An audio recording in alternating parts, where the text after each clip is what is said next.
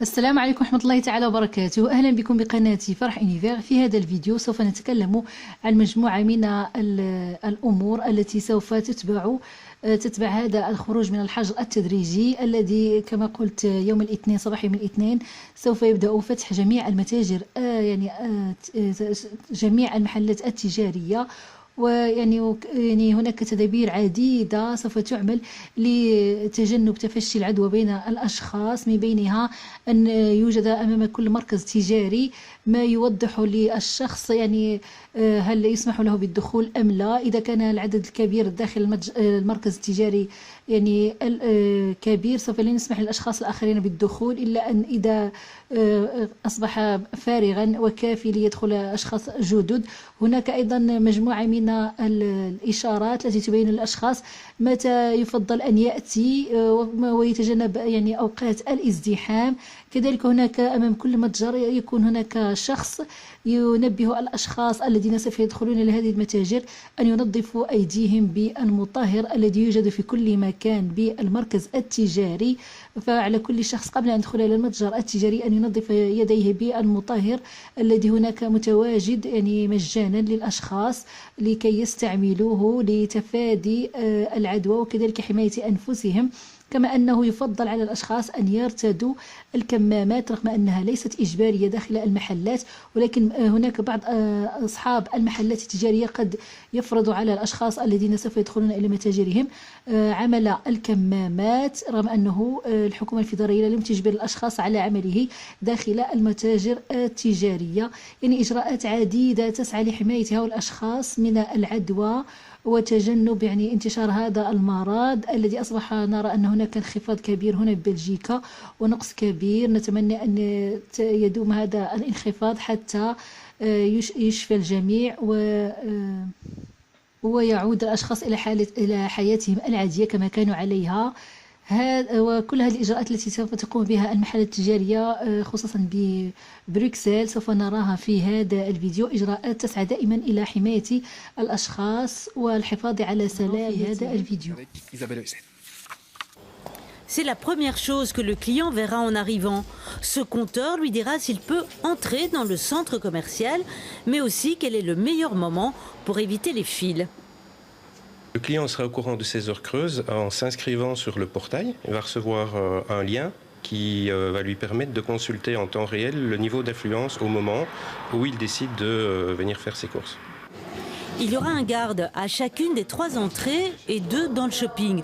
Un peu partout aussi, il y a des distributeurs de gel hydroalcoolique, histoire d'inciter les clients à l'utiliser au maximum. Si la personne ne le veut pas, on ne peut pas le lui obliger. Par contre, il y aura effectivement un garde à chaque entrée du shopping et qui va fortement préconiser et sensibiliser les gens à se désinfecter les mains avant d'entrer dans le shopping. Puis, il faudra suivre le trajet, le bon, car il y a une entrée pour le shopping et une autre pour la grande surface qui se trouve à l'intérieur du centre commercial. Du coup, il y a beaucoup d'indications à afficher ou à coller au sol. Autant de matériel que tous les professionnels se sont arrachés ces derniers jours. Il y a des fournisseurs qui sont hors stock, mais on essaye de se débrouiller. Il y a des demandes qui partent un peu dans tous les sens, je dirais, pour essayer de combler. On a encore des choses qui sont rentrées cette semaine-ci.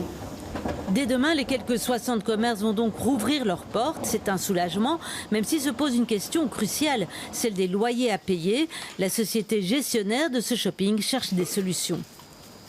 Évidemment, les propriétaires de centres commerciaux comme celui du Basilix ne peuvent pas déroger à leurs obligations financières, tant d'un point de vue bancaire sur les crédits hypothécaires que d'un point de vue évidemment des participants aux fonds. Ce sont des fonds publics, donc c'est des gens comme vous et moi évidemment qui participent dans ces fonds-là et donc ils doivent évidemment, les propriétaires de centres doivent continuer à assumer leurs responsabilités par rapport à eux également.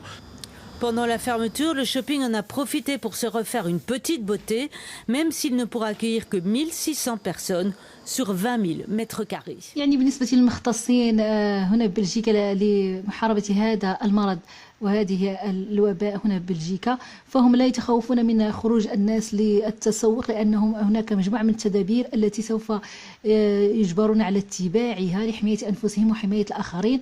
لكن هم يتخوفون من العلاقات العائلية، لأن الإنسان مع عائلته لا يعمل كل الاحتياطات اللازمة لتجنب العدوى بين أفراد عائلته كما نعمل مع الغرباء. هو هذا الشخص يتخوف من العدوى بين الأشخاص، يعني الأقرباء أو الأصدقاء، لأن كما رأينا أن ابتداء من يوم الأحد 10 من شهر ماي قد سمحت الدولة باستقبال 4 أشخاص من العائلة أو من الأصدقاء. يكون دائما هؤلاء الأشخاص هم الذين يأتون دائما إلى المنزل لاستقبالهم، ولكن دائما يؤكدون على أن تكون هناك مسافة يعني اجتماعية بين الأشخاص، لا يكون في مكان ضيق، ولكن يكون في مكان واسع حتى يكون هناك مساحات اجتماعية بينهم تجنبا للعدوى. ويمنع أيضا إذا كان الشخص مريض أن يزور الآخر حتى لو كان من أقربائه. يعني هذا التخوف هو الذي يتخوف منه الخبراء هنا ببلجيكا، وهذا مثلا نسمع على لسان أحد المختصين في فريق محاربة هذا المرض هنا ببلجيكا. Ik denk dat dat goed kan georganiseerd worden. Ja. Veel mensen gaan een masker dragen, we gaan afstand houden. Er zullen voorzieningen zijn om personeel te beschermen. Dus daar denk ik dat het ook wel zonder al te veel risico gaat mogelijk zijn. Ik heb het meest schrik van de privécontacten. En dat is tussen vrienden, familie. Ja, het zijn mensen die we vertrouwen en dan worden we toch automatisch een beetje intiemer. We hebben wat minder schrik.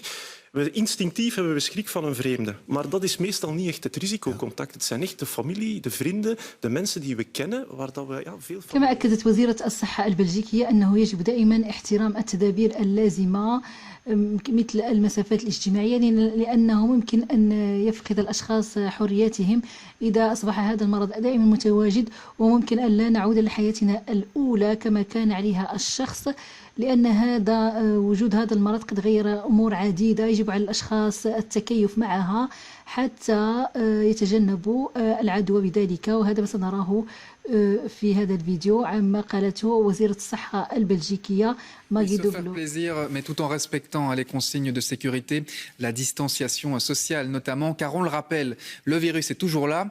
On va d'ailleurs écouter les propos de Maggie De Blok, la ministre de la Santé. Elle a déclaré ce midi à la VRT que nous pourrions ne plus jamais retrouver une vie normale. On l'écoute. Het virus is niet weg. Hè. Allee, wij dromen van het normale leven, maar wij moeten nu ook beseffen, en dat is misschien even moeilijk om ons vrijheid op een bepaald moment allemaal te verliezen, dan moeten wij nu beseffen dat wij eigenlijk het normale leven zoals wij vroeger hadden misschien nooit meer gaan hebben. كما زار ملك بلجيكا صباح يوم الأحد 10 من شهر ماي مجموعة من المحلات التجارية ببروكسل لمؤازرة لأصحاب هذه المحلات وتشجيعهم على التدابير الجديدة التي يجب أن يعملوا بها تجنبا للعدوى، وهذه التدابير أيضا حفاظا على صحة الزبناء الذين سوف يأتون إلى محلاتهم، وهذا ما سنراه في هذا الفيديو. Et demain, c'est la plupart des commerces qui rouvriront. Beaucoup ont passé le week-end à se préparer et certains ont eu la chance de recevoir une visite, celle du roi Philippe. C'était ce dimanche. Il a notamment visité une librairie, un torréfacteur de café ou encore une boutique de jouets pour enfants. Il entendait à cette occasion exprimer son soutien aux commerçants et aux indépendants. كما سيكون هناك العديد من الإجراءات لحماية الأشخاص وحماية السائقين الحافلات والترامات والمترويات والمترو، لأن هناك غدا سوف يبدأ الخروج للذهاب إلى المحلات التجارية، فسوف يكون عدد الأشخاص أكثر من 4 من شهر ماي، وهناك مجموعة من التدابير التي سوف يعملها شركات النقل العمومي لحماية أيضا سائقيهم من العدوى، كالفرض على الأشخاص إذا كانت الحافلة مملوءة لا يركبوا إلا مجموعة محدودة من الأشخاص داخل الحافلة أو داخل الترام، وأن يحترموا المسافات الاجتماعية بينهم. كذلك هناك إشاعة تقول بأن مجموعة من السائقين قد يرفضون العودة غدا الاثنين مخافة على صحتهم، ولكن أكد مسؤول نقابة العمال الخاصة بالسائقين أن ليس هناك أي أمر قد طلب. قد أكد أنه هذه فقط إشاعة، وأن نقابة العمال الخاصة بالسائقين لن تؤازر أي شخص يريد عمل إضراب ولا يريد العودة إلى عمله. كسائق، لأن غدا سوف يكون هناك عدد الأشخاص أكثر من الأول الذين سوف يستعملون وسائل النقل العمومية. لذلك هناك مجموعة من الإجراءات التي أيضا سوف يعملونها لحماية السائقين، وكذلك فرض الكمامات على الراكبين في هذه الحافلات، لأن كما قلت في وسائل النقل العمومية وداخل محطات القطار وداخل محطات الحافلات، وكذلك في نقط وقوف الحافلات أو الترام هناك دائما إجبارية وضع الكمامات، وإلا سوف يكون الشخص عرضة لغرامة قد تصل إلى 250 €. هذا ما سنراه في هذا الفيديو. Mais il pourrait y avoir quelques perturbations sur le réseau. On voit pourquoi avec Benoît Feig. Après plusieurs semaines de service réduit, la STIB va donc progressivement augmenter son offre de transport dès lundi. Et pour protéger les passagers comme les chauffeurs, syndicats et directions se sont accordés sur une série de mesures de sécurité et d'hygiène. On a augmenté le nombre du personnel qui fait le nettoyage, qu'on a prévu tout le matériel possible pour la protection des chauffeurs et de conducteurs de bus, et qu'on continue à demander aux gens d'éviter les heures de pointe si possible. Si vous prenez le bus, parce que de temps en temps c'est nécessaire et la STIB est là pour vous déplacer, mais quand même de garder la distance sociale et de ne pas monter dans un bus qui est trop rempli, et surtout de toujours porter la masque, parce que ça c'est obligatoire dès de 12 ans. Pas non plus de vente de tickets dans les bus et les trams et interdiction d'entrer dans les véhicules par l'avant. Mais pour certains chauffeurs, ces mesures ne seraient pas suffisantes. Et selon une rumeur persistante sur les réseaux sociaux, certains pourraient refuser de reprendre le travail lundi.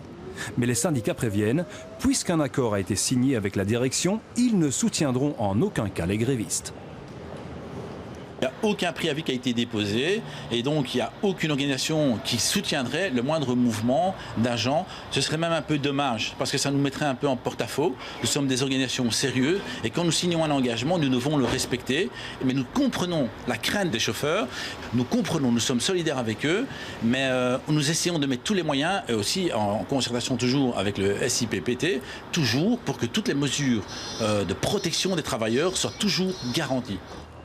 Difficile de savoir ce qu'il en sera exactement demain matin dans les dépôts de la STIB à Bruxelles, mais il faut sans doute s'attendre à quelques perturbations sur le réseau. وفي نهاية الفيديو أتمنى لكم الصحة والعافية وإلى اللقاء والسلام عليكم ورحمة الله تعالى وبركاته، وأهلا بكم دائما بقناتي فرح إنيفير.